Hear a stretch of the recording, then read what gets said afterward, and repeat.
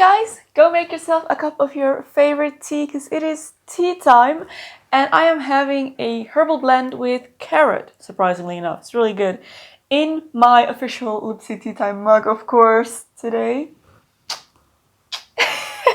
It is time for a classic tea time video, the place where it all started, a good old-fashioned Q&A. So I asked you guys to send in any questions that you had through Instagram and I received a bunch, so I'm gonna go through them today and you guys can get to know me a little bit better, which should be fun. I always love doing these chatty videos. So without further ado, let's get started straight away. Who was your favorite beauty beacon to recreate? I'm gonna say probably Loepsie out of the historical beauty beacons and Elizabeth Swann out of the fictional beauty beacons, because I think the end results were just really gorgeous and suited me well. So I'm always happy when that happens, which isn't always the case by far. Is Robert also vegan? If not, does it bother him that you mostly cook vegan? Or does he sometimes just eat out of the house?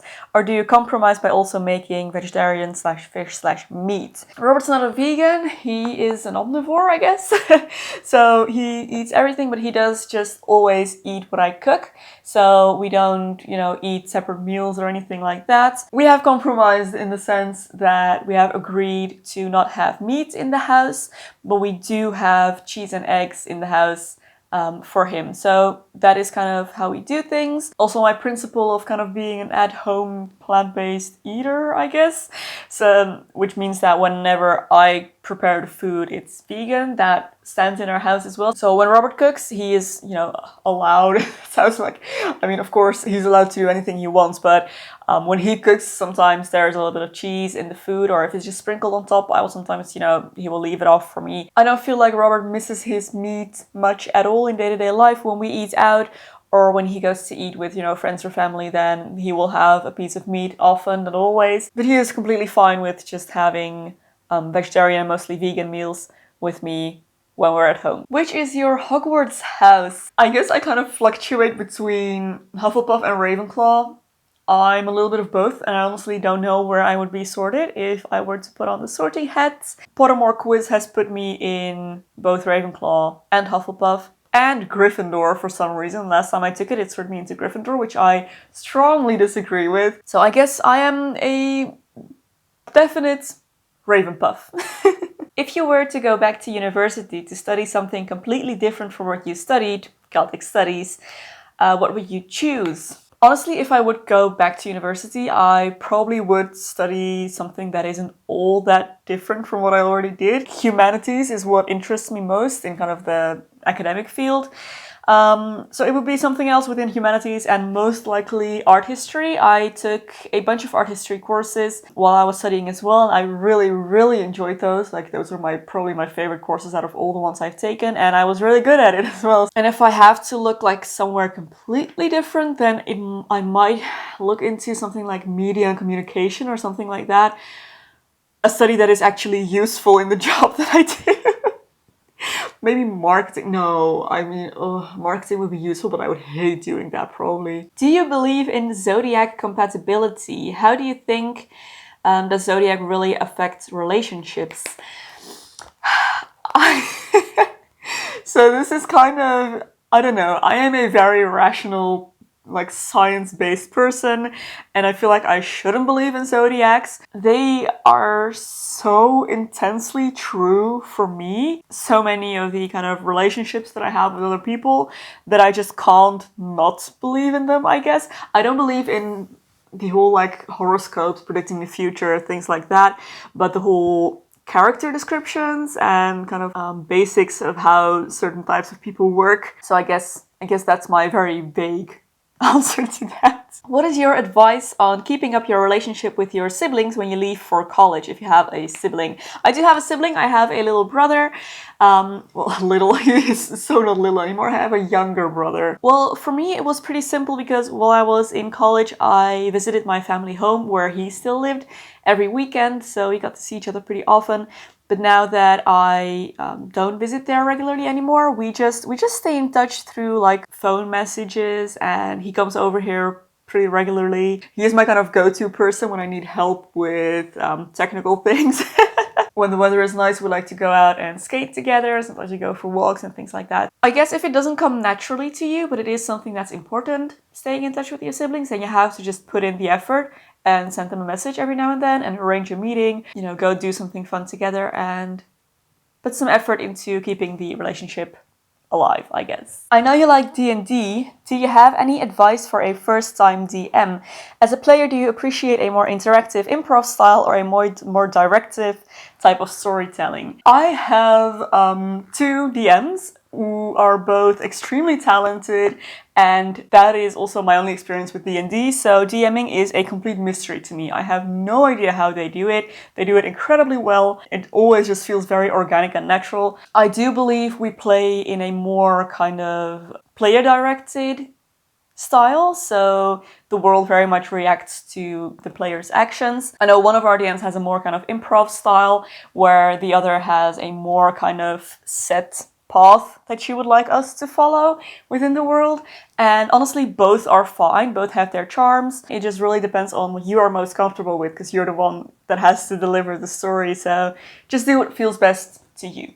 If you suddenly had €1 million to spend as you wish, how would you spend it? Honestly, first thing I would do is buy a house. Like, just buy the whole thing, no mortgage, no debts, nothing. And for a, you know, small house in the area that I live, that's about 1/3 of that money gone. I'll probably save a part to have like a buffer and then invest all the rest, either at the stock market or in real estate. And of course, I would donate a part of it to a local animal welfare charity as well. But most of it I would just invest and then buy a house.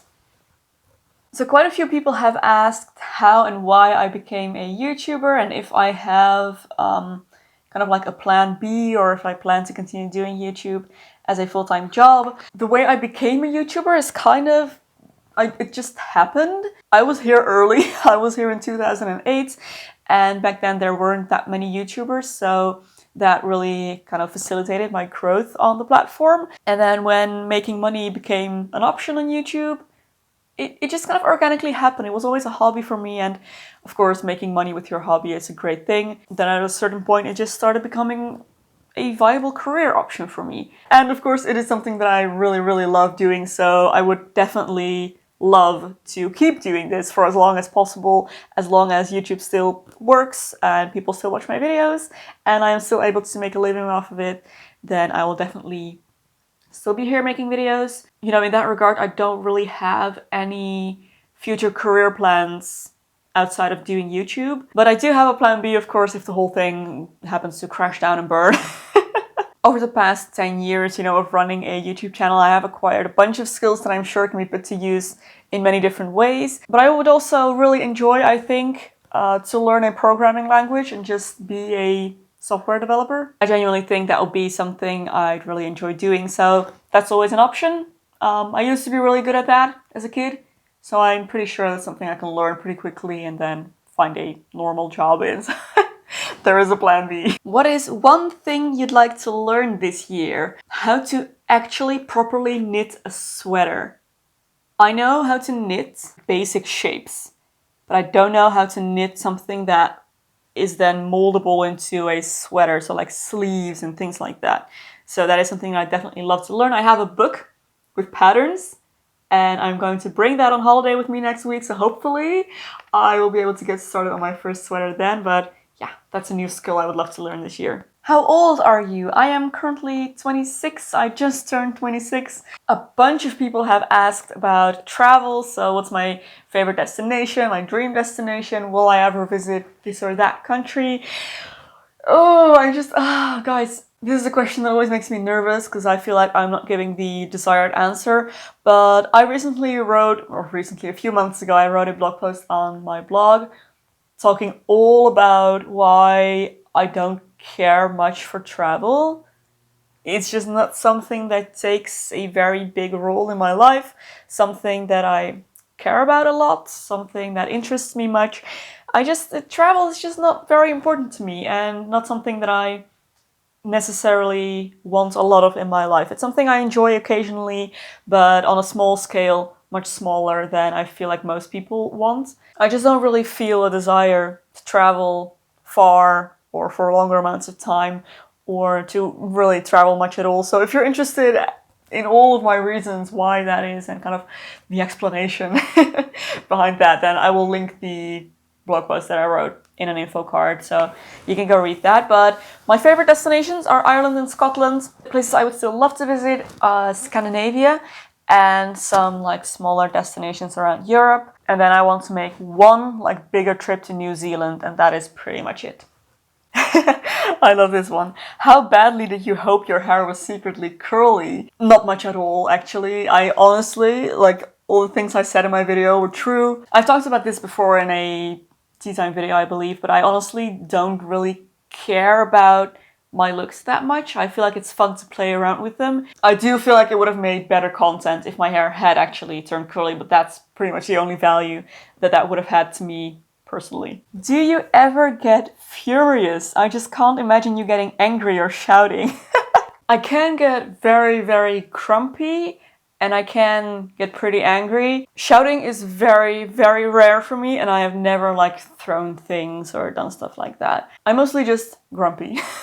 And that does happen more than you'd probably think. Thoughts on the LGBT community and same-sex relationships / transgender people? My opinion is that as someone who is not involved in the community whatsoever, I shouldn't have an opinion. That being said, what someone chooses to do in their private life is none of my concern. I honestly don't care. And I'm very glad that I live in a country where it is no big deal, whatever you choose to do in that regard. Yeah, at least in my social circle, I know that it is a non-issue. Yeah, I guess that's it. Any plans for fantasy-inspired videos / what place does fantasy literature and style have in your life now? I know that when I started out 10 years ago, my channel was pretty fantasy-oriented. And not just my channel, like my life.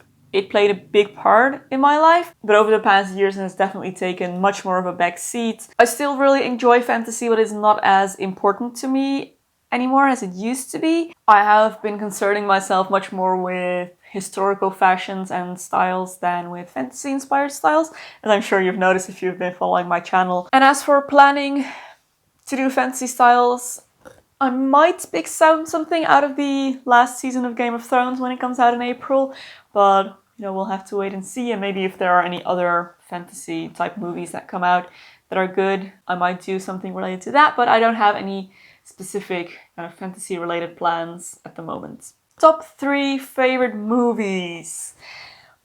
The Lord of the Rings, Lego Batman, and I'm gonna say probably the Dark Knight trilogy. I'm totally cheating here because 2 of those 3 are trilogies, but yeah, that's my answer.